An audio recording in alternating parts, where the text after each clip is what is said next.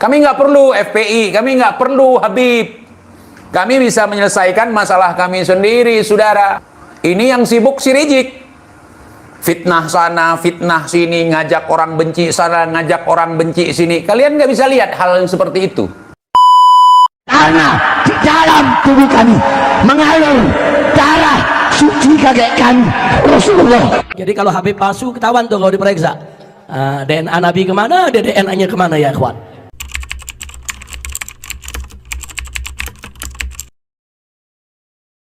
Teman-teman semuanya, hari ini si Rizik tiba di Aceh dan disambut oleh mukibinnya yang segelintir saja, tidak seberapa, ya kan. Beda dengan seperti tahun-tahun lalu, mungkin saat saya masih jadi mukibin, itu banyak sekali masyarakat antusias menyambut kedatangan si Imam Cebol, saudara. Tetapi hari ini platform YouTube masih sepi. Kemudian ada beberapa channel milik si Kumar Lampung, itu pun biasalah, kalau ada masalah yang kecil yang dilakukan oleh musuh mereka, lawan mereka akan dibesar-besarkan. Kalau ada mereka hal yang kecil mungkin kurang tenar, kurang viral, mereka besar-besarkan. Disambut oleh ulama Aceh gitu. Ulama Aceh siapa? Si Wahidin. Wahidin itu ulama mukibin, ulama FPI, bukan ulama Aceh. Lu pikir orang semua nggak tahu dagelan kalian itu? Mereka ngamuk ketika nggak diakui sebagai cucu Nabi. Mereka ngamuk ketika nggak diakui sebagai ahlil bait Nabi. Orang yang sudah disucikan nggak akan mungkin melakukan maksiat beb. Logika aja, logika aja. Yang tidak percaya Habib PKI, gua lah orangnya. Gua lebih suka gelar seperti itu daripada jadi mukibin, daripada jadi budak. Kami sudah berperadaban sebelum datuk kalian pakai celana, sebelum datuk kalian jalan tegak, sebelum datuk kalian mengenal besi. Ulama disebut kerak bersorban, ulama dihina, diejek, sok tahu agama. Makin si Taufik bab makruh aja nggak tahu dia. Nggak percaya Habib bukan berarti kita nggak percaya zuriyah Nabi, bukan berarti kita nggak percaya ahlil bait Nabi. Nggak nyambung itu. Justru kalau kita percaya dengan omongan dia, kita yang murtad. Mereka berdoa kepada Umar Mohdor, kepada berhala yang bernama Umar Mohdor sebagai perantara. Saya itu kafir, saya itu murtad karena tidak percaya Habib. Nah, saya orangnya nggak percaya Habib. Terserah kalian, mulut kalian tidak akan mengkafirkan saya, walaupun mengkafirkan secara lisan kalian, secara moncong congor kalian. Jangan terkecoh. Bisa jadi itu wali setan. Makanya aku bilang, beda ajaran kalian dengan ajaran Islam. Ajaran Islam itu update. Makanya otak kalian update juga. Kenapa Islam jadi terkesan mundur, keterbelakangan? Karena orang-orang seperti kalian. Hari gini masih bicara terbang. Hari gini masih bicara jalan di atas air. Jakarta datang ke istana mengaku dia lagi hamil dan bayinya bisa baca Al-Quran. Jadi banyak orang itu percaya, kecuali Buya Hamka. Sekarang kalian mau bilang sama kita, digigit kobra, kobranya mati. Makanya saya lebih cocok, lebih logika, saya menangkap apa yang diutarakan oleh Kiai Imaduddin.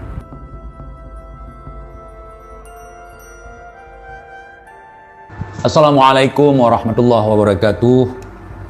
Sahabat TIJ dimanapun kalian berada, semoga kita semua selalu dalam lindungan Allah Subhanahu wa Ta'ala. Kalau begitu wali terbagi dua, ada wali Allah, ada wali setan. Wali Allah dapat ilham dari Allah, wali setan dapat. Jadi jangan. Ya, tinggal kalian pikir, kalian punya akal, kalian punya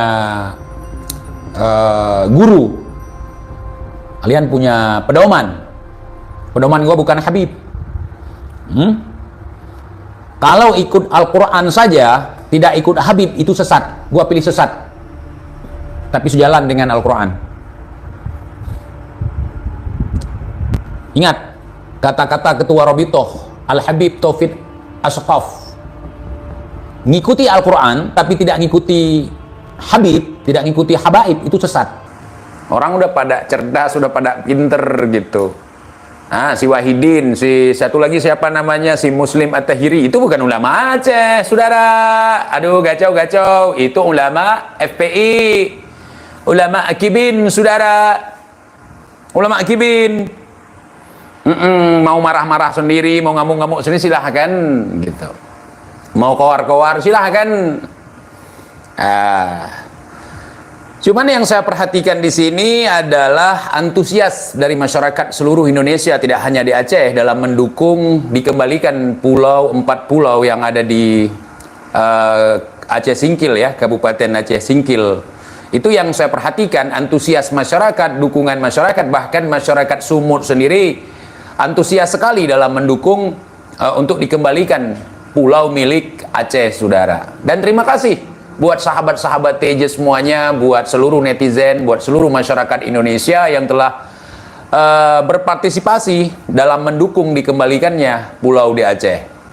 Coba lihat, saya memperhatikan apa yang dilakukan oleh perwakilan rakyat yang ada di Aceh, baik DPR RI, kemudian DPD, ya, DPD Republik Indonesia, bahkan dari beberapa kalangan, bahkan gubernur sendiri gitu. Saya melihat pernyataan dari gubernur yang sangat santai sekali.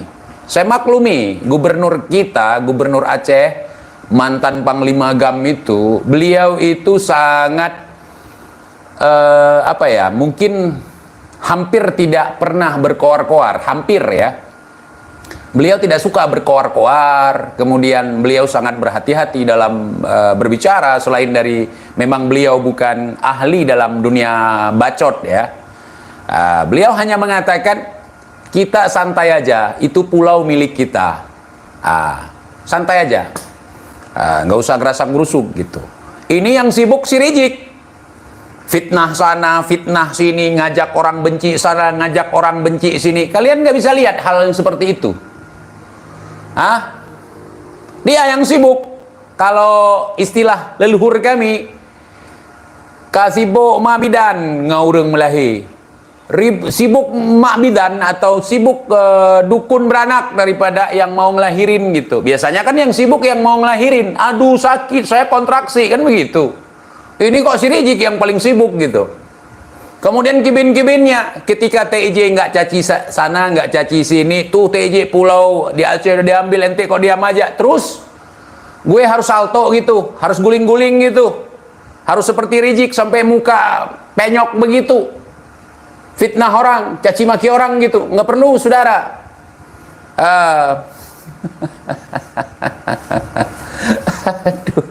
Gubernurnya kok ke Arab-Araban, apakah habai? Bukan.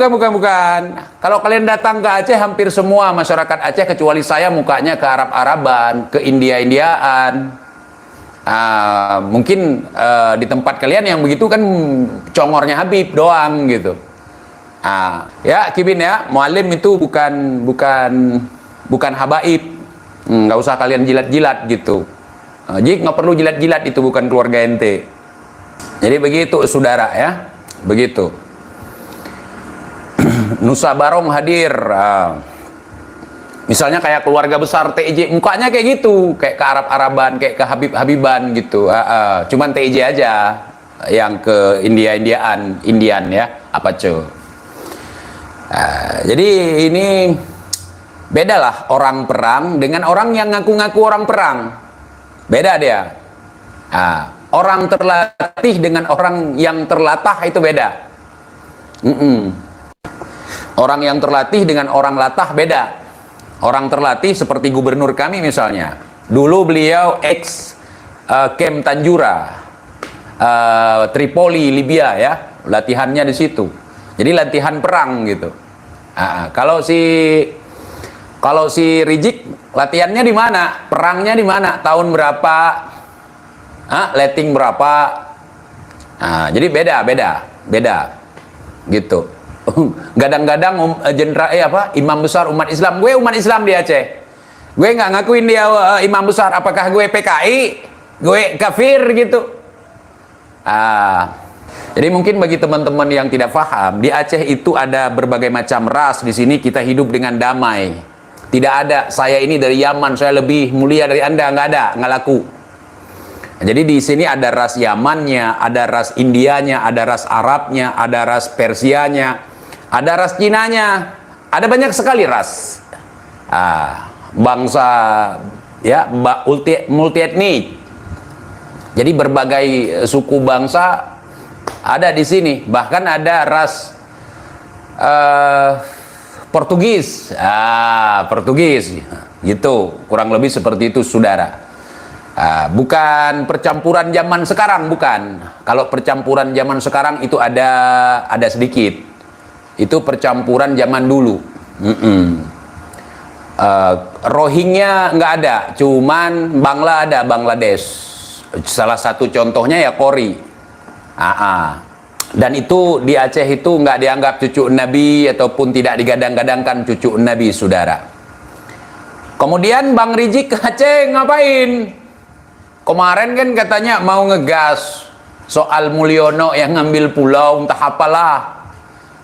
Mulyono nyuri pulau, kemudian Pak Titonya ngambil pulau gitu.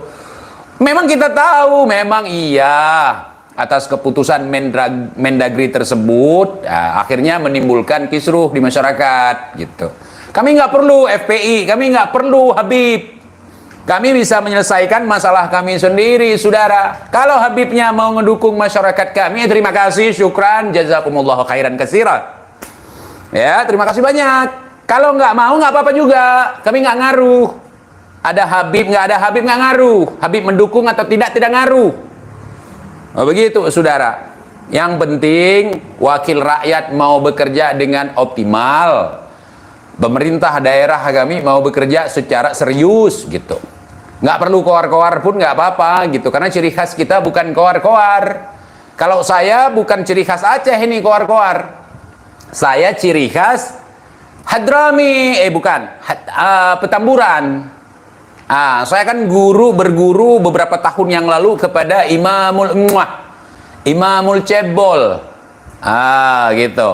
Jadi wajar kalau saya keluar-keluar seperti ini, karena saya muridnya si Cebol. Takdir, saudara, takdir.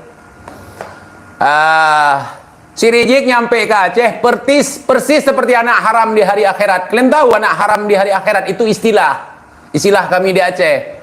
Anak haram di hari akhirat itu ke langit nggak nyampe, ke bumi nggak nyampe, alias ngingi. Sakit hati kau. Udah siapkan ceramah, bahan provokasi, bahan ngadu domba, sampai dia di Aceh masalah udah gelar. Mau bilang apa? Mau bilang apa lagi? Yang pas kalian itu semua dikumpulkan, ditaruh itu di pulau. Di pulau yang 4 itu, taruh kalian itu di situ, tinggal di situ. Mau nggak? Biar kuusulkan. Biar kalian nanti bisa klaim, daerah kami indah.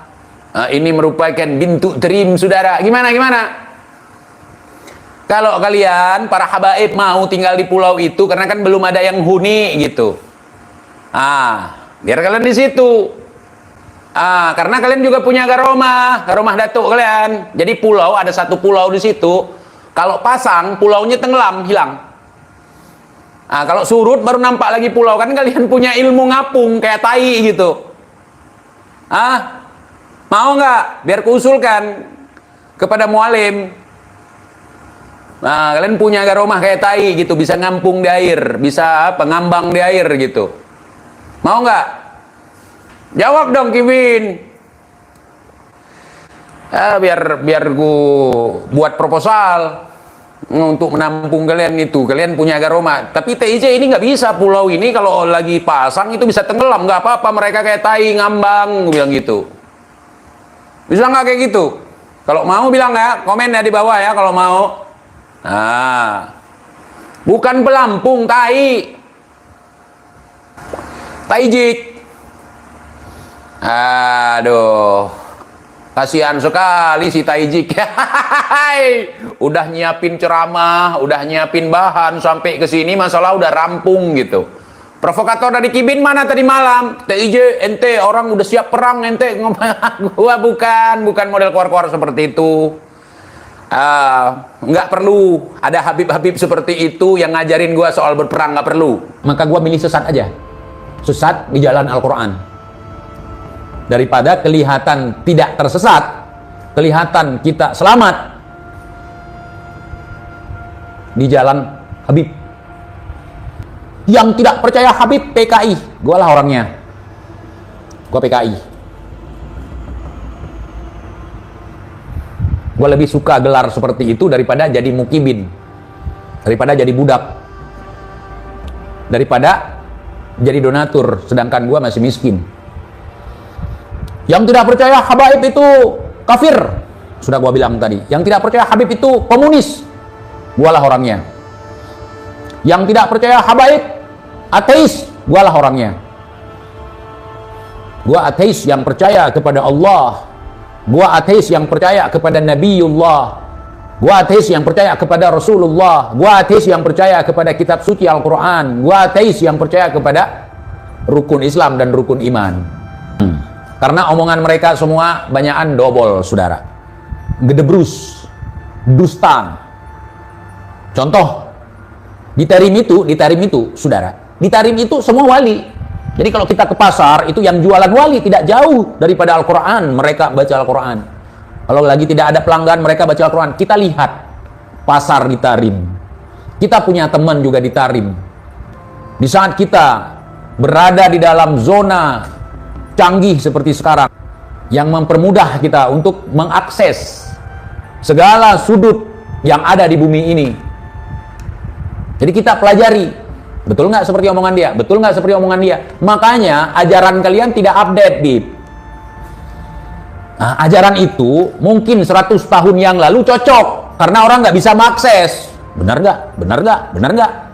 Di masa hidupnya Ali Asakran mungkin cocok ajaran itu. Ajaran-ajaran seperti itu. Makanya aku bilang, beda ajaran kalian dengan ajaran Islam. Ajaran Islam itu update. Dari masa ke masa tidak akan pernah out model. Selalu update. Makanya otak kalian update juga. Udah 2024 masih bicara ada orang yang belum khatam, dia menghafal Al-Quran, ketika meninggal dia sambung lagi menghafal Al-Quran dalam kubur.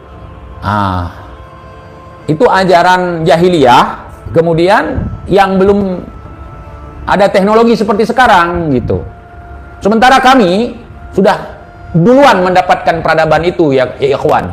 Walaupun kalian ngaku-ngaku dari mulut busuk kalian bahwa kami ini kalau tidak ada datuk kalian, datuk kami penyembah pohon. Kami sudah berperadaban sebelum datuk kalian pakai celana, sebelum datuk kalian jalan tegak, sebelum datuk kalian mengenal besi, sebelum datuk kalian mengenal api. Makanya ajaran kalian itu ajaran ketinggalan zaman. Ketinggalan zaman. Kalau Islam enggak ketinggalan zaman, sudah ada agama Islam, ajaran Islam, ilmu di dalam Islam itu up to date, update sesuai dengan generasi. Kenapa bisa diterima? Semakin manusia modern, semakin bisa menerima kehadiran Islam. Karena update. Kenapa Islam jadi terkesan mundur, keterbelakangan? Karena orang-orang seperti kalian. Hari gini masih bicara terbang. Hari gini masih bicara jalan di atas air. Hari gini masih bicara datuk saya, batuk. Hari gini masih berbicara ada baju taruh di centelan bisa zikir Allah. Di era 70-an itu orang dari Aceh berangkat ke Pulau Jawa, ke istana buat nipu presiden. Bukan nipu rakyat kecil, presiden ditipu. Namanya Cub Zahra Punna, orang Aceh. Kalian bisa nyari, ada beritanya, ada kitab sejamannya, ada korannya, ada beritanya. Coba, namanya Cub Zahra Punna. Dia datang ke Jakarta, datang ke istana, mengaku dia lagi hamil dan bayinya bisa baca Al-Quran. Bayinya bisa mengaji dalam perut. Ternyata dia memakai recorder. Zaman dulu recorder belum familiar. Recorder. Jadi banyak orang itu percaya, kecuali Buya Hamka dan siapa itu saya lupa. Semua orang pada percaya itu. Jadi saya bilang, daripada dongeng kalian, tipuan kalian, leluhur kami, kebetulan dia cut juga. Leluhur kami itu udah duluan tahu bagaimana cara menipu. tahun 70-an udah pakai recorder buat nipu. Sekarang kalian mau bilang sama kita, digigit kobra, kobranya mati.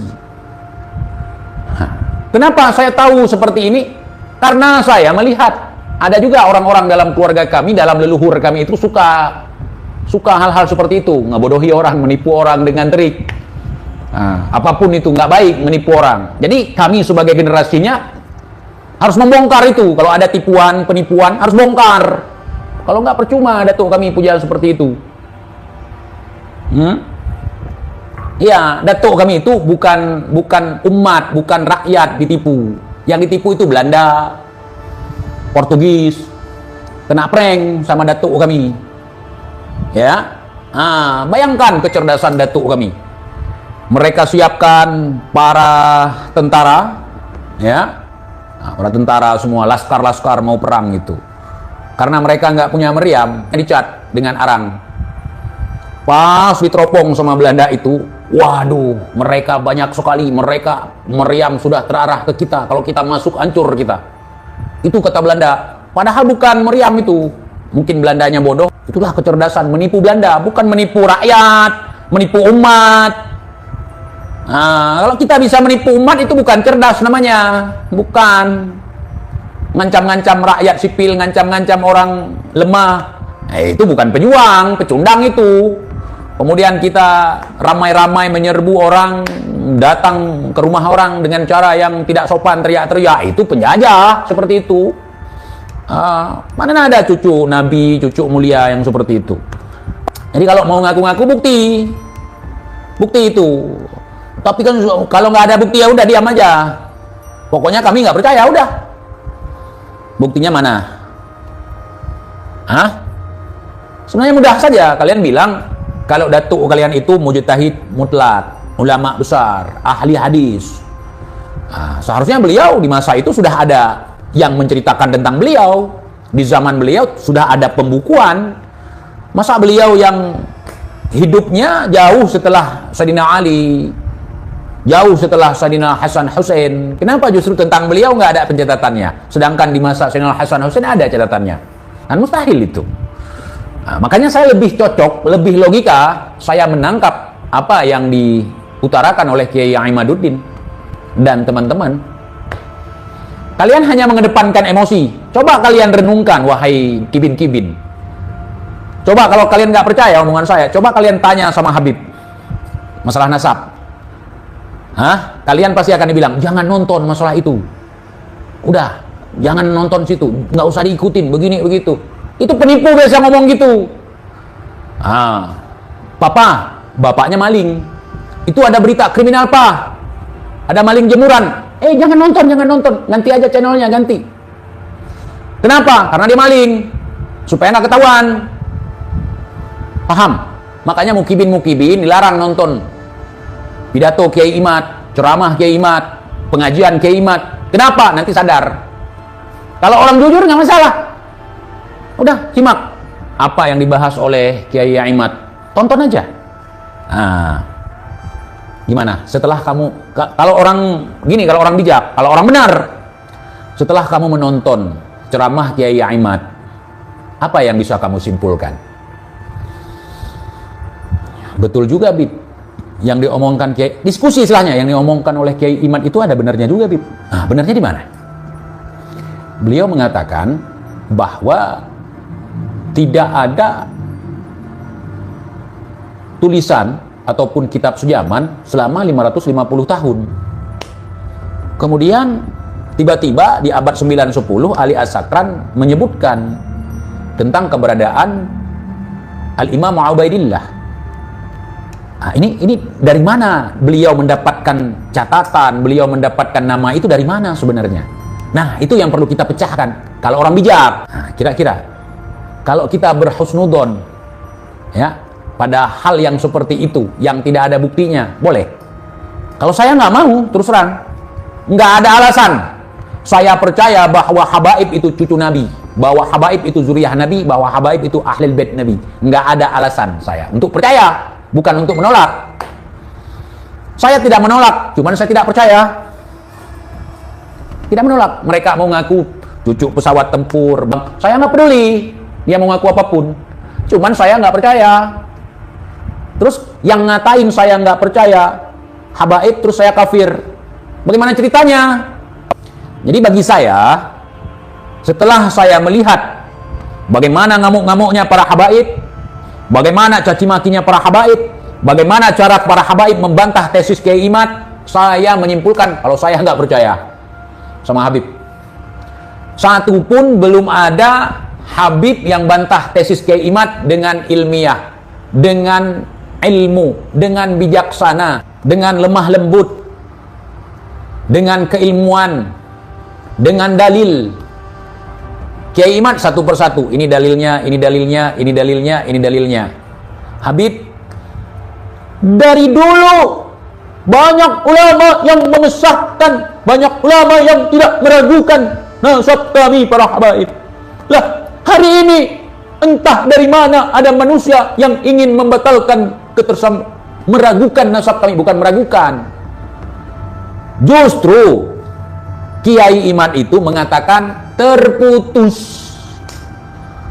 batil, bukan meragukan. Saya tidak meragukan. Barang siapa yang meragukan nasab habaib, maka kafirlah dia. Saya tidak meragukan. Saya sama sekali tidak meragukan, cuma tidak percaya. Mentok tidak percaya. Tidak ada keraguan. Tidak ada keraguan sedikit pun bagi saya. Tidak ada, memang mentok saya nggak percaya. Saya nggak percaya, enggak.